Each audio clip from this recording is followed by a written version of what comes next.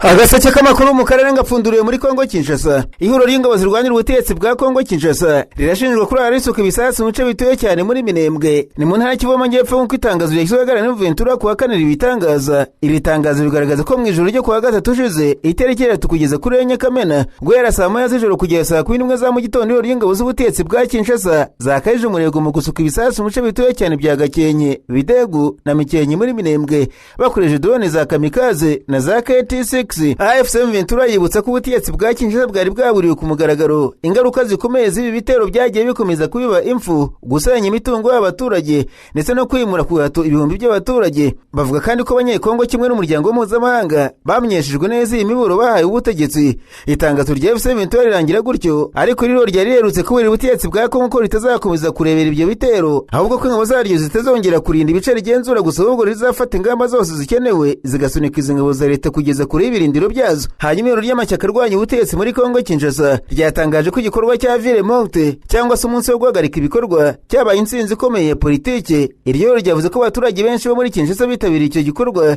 mu rwego rwo kwamagana umugambi wo guhindura itegeko nshinga, bavuga ko ushobora gufasha Perezida Tshisekedi gukomeza guteka igihe kirenze icyo itegeko ryemera. Mu nkuru y'ikinyamakuru Actualité, abarwanya ubutegetsi bavuga ko ibikorwa byinshi byahagaze mu bice bitandukanye bya Kinshasa, nubwo leta bivuga ko abaturage bakomeje ibikorwa byabo bisanzwe. Icyo gikorwa cya Ville Morte cyateguwe n'ihuriro rya C64 hamwe n'andi mashyaka arimo irya Jean-Marc Kabonde bavuga ko badashaka ko habaho referendum cyangwa se guhindura itegeko nshinga. Ihuriro ry'amashyaka arwanya ubutegetsi muri Kongo ryitwa Coalition Article 64 cyangwa se 64 ryatangaje ko rishimishijwe cyane n'uburyo abaturage bitabiriye igikorwa cyo guhagarika ibikorwa Journée Ville Morte cyabaye ku gatatu ku munsi w'ejo Kinshasa n'ibindi mijyi ya Repubulika ya Demokarasi ya Kongo. Mu itangazo ryasohotse uwo munsi nimugoroba, iriho ryashimiye abaturage bitabiriye iki gikorwa mu mahoro. Mu murwa mukuru Kinshasa ibikorwa byari bitandukanye, hari imihanda minini yabonetse isa n'itariho abantu benshi, ariko bamwe mu baturage bakomeje kujya ku mirimo yabo ya buri munsi mu gihe abandi bagumye mu ngo zabo bakurikirana uko ibintu byifashe. Iryo tangazo ryashyizweho umukono n'abanyapolitiki batandukanye bo mu barwanya ubutegetsi barimo Martin Fayulu wo mu ishyaka SD,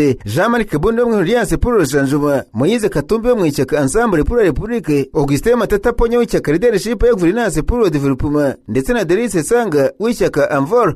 Abanyapolitiki bavuga ko uburyo abaturage bakurikiye uwo muhamagaro bwerekana ko abanyekongo badashyigikiye umugambi wari wose wo guhindura itegeko nshinga. Bavuga kandi ko cyari ikimenyetso cy'uko abaturage ba Kongo bashyigikiye itegeko nshinga rya 2006 ubutegetsi bugendera ku mategeko ndetse n'amwe ryo gusimburana ku butegetsi mu buryo bwa demokarasi muri Kongo Kinshasa. Ihuriro C64 ryategereje guterana kuri uyu wa kane kugira ngo risuzume ko icyo gikorwa cyagenze no gutangaza indi migambi rizakurikizaho mu rwego rwo kurengera itegeko nshinga. Ubwo kandi sheferi y'ambayorere muri teritwari ya Beni ni mu ntara y'Ituri muri Asezo bwa Kongo yibasiwe n'ikindi gitero cy'abarwanyi ba ADF mu ijoro ryo kuwa kabiri kira kuwa gatatu. Nibura abasivile 16 baguye muri icyo gitero, abahohotewe batunguwe, bamwe bari ku kiriyo abandi bari mu ngo zabo. Ubuhamya bwa mbere bw'abarokotse bavuga n'ikinyamakuru Actualité CD bavuga ko inyeshyamba za ADF zagabye ibitero icyarimwe mu matsinda atatu atandukanye mu duce twa Matete, Kito na Mamuri. ADF yatwitse amazu na moto. Umwe mu bakomeretse aravuga ati umubare w'abapfuye bagateganya 16, batanu babuye irengero. Abateye bagabye igitero ahantu hatatu icyarimwe. Mu bahitanwe n'ubwo bwicanyi bwongeye gushyira ku karere mu cyunamo harimo umushumba w'itoro rya Kimbanguiste, umugore we n'umukobwa wabo bose bishwe. Abaturage babashijwe imbaho bavuze ko abagore babiri b'abapolisi, uruhinja ndetse n'abanyeshuri babiri nabo bishwe mu nyamaswa.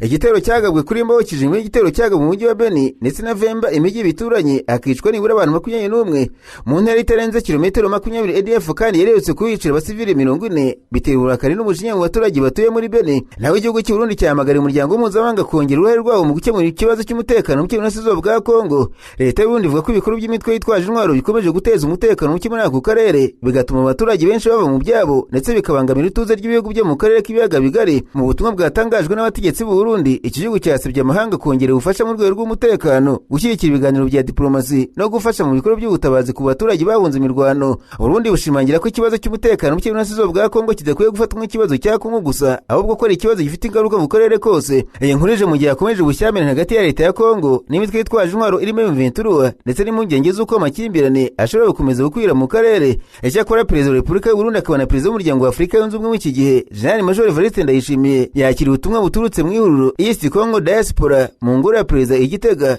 East Congo Diaspora ivuga ko ari urubuga rw'ingenzi mu gushaka ishoramari no kwagura ubukungu burasirazuba bwa Congo rukorera muri Leta z'Ubumwe za Amerika. Ku wa gatatu umuyobozi w'izo ntumwa Pasiteri Joshua Kibezi Munonge yashyikirije Perezida Ndayishimiye impano y'ifoto ye mu rwego rwo gushimira ubwitange dahwema kugaragaza mu guharanira amahoro, umutekano n'ubwiyunge mu burasirazuba bwa Congo Kinshasa, nk'uko byashyizwe ahagaragara na Perezidansi y'u Burundi binyujije ku rubuga rwa X. Pasiteri Joshua Kibezi Munonge yashimye ubuyobozi bwa Perezida Evariste Ndayishimiye no kwifatanya kwe n'abaturage ba mu bice birimo amakimbirane. Anongeraho no gushimira abaturage b'Abarundi bakiriye impunzi z'abanyekongo. Uyu muyobozi w'izo ntumwa yijeje Perezida w'u Burundi ko ibisekuru biriho ndetse n'ejo hazaza mu burasirazuba bwa Congo bazibuka Perezida Ndayishimiye nk'umuntu uharaniye amahoro wagize uruhare runini mu gushakira igisubizo kirambye cy'ibibazo by'umutekano mu karere. Naranganisha amaso ibinyamakuru byandikirwa muri Kenya. Abanyamakuru bakize amakaramu ku mpapuro barandika. Manzi ubutegetsi bwa Leta z'Ubumwe za Amerika bwavuze ko nta kizabuza ishingo ry'ikigo muri Kenya kizajya cyakira abanyamerika barwaye cyangwa se bakekwaho icyorezo cya Ebola. Abanyakenya bakoze imyigaragambyo ikomeye bavuga ko ubutaka bwabo atari bwo kuzanaho ibizabica. Itangazo ryasohowe na Ambasade ya Amerika muri Kenya rivuga ko gushinga icyo kigo muri Kenya atari ukuzana ibyago abanyakenya cyangwa abaturage mu gace ka Laikipia, ahubwo ari uburyo bwagutse bwo guhangana n'ikwirakwira rya Ebola no kubakira Kenya ubushobozi bwo guhangana n'iki cyorezo. Itangazo riti ikigo cya Kato kizubakwa muri Laikipia ni uburyo bwagutse bwo guhangana n'ikwirakwira rya Ebola, si uguteza akaga abaturage baturiye bakizubakwa. Ubutegetsi bwa Kenya na Leta z'Ubumwe za Amerika bwemereje kuzubaka ikigo kizajya cyakira abanyamerika bakekwaho Ebola cyangwa se bayirwaye. Ni ingingo yarakaje abanyakenya ndetse barigaragambye batera ikigo cya gisirikare cy'ingabo zirwanira mu kirere mu gace ka Laikipia, ari naho icyo kigo kizubakwa. Abanyakenya bavuga ko batumva ukuntu Amerika izajya izana abarwayi ba Ebola ku butaka bwa Kenya aho kubajyana iwabo bakaba ariho bavurirwa. Urukiko rukuru muri Kenya narwo rwitambitse iki cyemezo rutegeka ko icyo kigo kitazahubakwa. Gusa indege zirimo ibikoresho n'abaganga zivuye muri Amerika zamaze kugera muri Kenya. Perezida William Ruto wa Kenya yavuze ko abaturage badakwiye kwanga ikigo kizubakwa kuko ari icy'abarwayi Ebola kuko ntaho kizaba gitandukaniye n'ibindi biri hirya no hino mu gihugu. Imyigaragambyo iheruka kuba muri Kenya yaguyemo abantu 2 barashwe. Ibinyamakuru ariko bitangaza ko nibura indege 20 zitwaye ibikoresho byo kwa muganga n'abakozi b'inzobere zageze muri Kenya, ahari kuba ku kigo cya Leta z'Ubumwe za Amerika cyo kuvuriramo no kwakiriramo abantu bashobora kwandura Ebola, nk'uko bitangazwa n'ikinyamakuru Reuters gishingiye ku makuru yatanzwe n'amatiyeti ndetse n'inyandiko z'ingendo z'indege.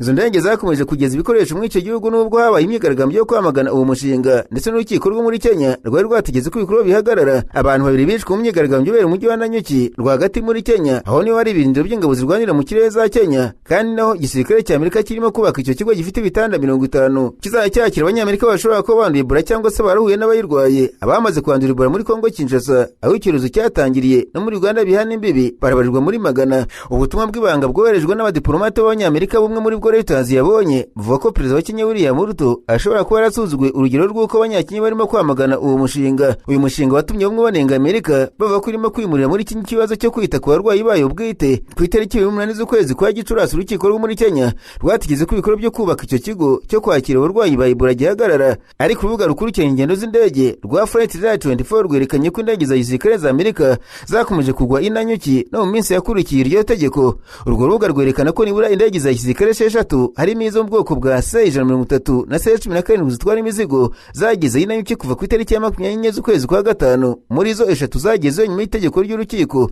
Nk'uko byatangajwe n'umwe wategetse ba Amerika wanze ko amazina yatangazwa, izo ndege zazanye ibikoresho ndetse n'abaganga, abenjeniyeri, abahanga bo muri laboratwari n'abakozi b'ubwubatsi babarirwa muri za 100, ariko nta murwayi n'umwe zazanye. Ambasade ya Amerika nayo yatangaje kuwa gatatu kuzi by'icyo cyemezo cy'urukiko kandi kuri gukorana na Leta ya Kenya mu gushaka umuti w'ibibazo byose byagaragajwe. Perezida Ruto yashyigikiye cyane icyemezo cyo kubaka icyo kigo. Kuwa mbere abwiye abanyamakuru ati turi Leta ishyira mu gaciro, ariko ntiyashatse kuyicyo avuga ku cyemezo cy'urukiko gihagarika ibikorwa byo kubaka icyo kigo kugeza ubu nta murwayi n'umwe wa Ebola uraboneka mu gihugu cya Kenya. Agaseke k'amakuru mu karere ngafunikire muri Uganda. Abanyamakuru bakozeje muri no barandika banditswe imibare ya politiki ya Perezida Museveni ngo biri mu byari byatumye Perezida Museveni aho umwanya Dr. Lawrence Muganga waje kwangwa n'abadepite bamuziza kugira ubwenegihugu bwinshi. Ikinyamakuru Chimp Report mu isesengura ryacyo cyanditse ko Muganga yamaze kuba umuntu w'ingenzi muri gahunda za Perezida Museveni zo kongera kwigarura inkunga ya politiki mu karere ka Buganda.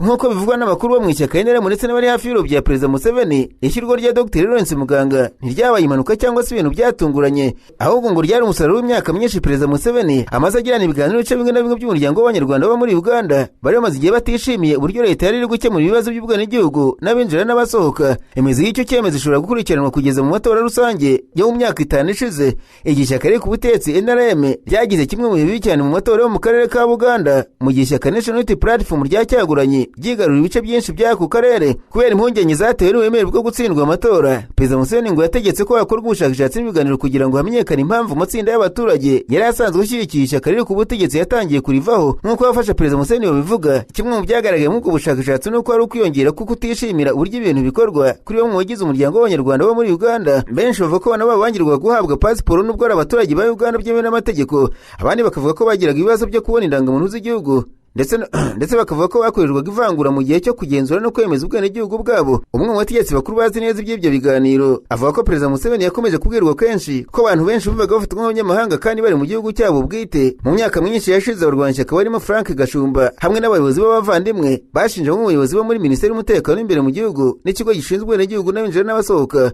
gufata nabi no guhohotera abasaba ibyangombwa bakomoka mu muryango w'abanyarwanda. Bavuga ko abantu bakunze gusabwa ibintu byinshi kandi birebire ndetse bagasabwa ibyangombwa bidasanzwe birimo inyandiko z'amateka y'imiryango yabo, ibyangombwa by'ubutaka n'amabaruwa y'abayobozi b'inzego z'ibanze mbere yo guhabwa pasiporo. Ariko abayobozi bashinzwe abinjira n'abasohoka bo bakavuga ko igenzura rikomeye ryari ngombwa kuko hari abanyamahanga bamwe na bamwe bagerageza gukoresha isano n'ubwoko cyangwa se inkomoko kugira ngo babone ibyangombwa bya Uganda mu buryo bw'uburiganya. Amaherezo icyo kibazo cyaje kugera kuri perezida Museveni ubwe. Igihe amatora y'umwaka yageraga, perezida Museveni ngo yitwaye neza cyane mu karere ka Buganda ugereranyije n'amatora yo mu myaka 5 ishize. Bamwe mu bantu bari hafi y'ubutegetsi bemeza ko ishyirwaho rya Dr. Lawrence Muganga ryari kimwe mu bikorwa bya perezida Museveni byo gushimira iyo nkunga yongeye kubona no kwerekana ko ibibazo byari byaragaragajwe n'umuryango w'abanyarwanda byumviswe kandi bikitabwaho.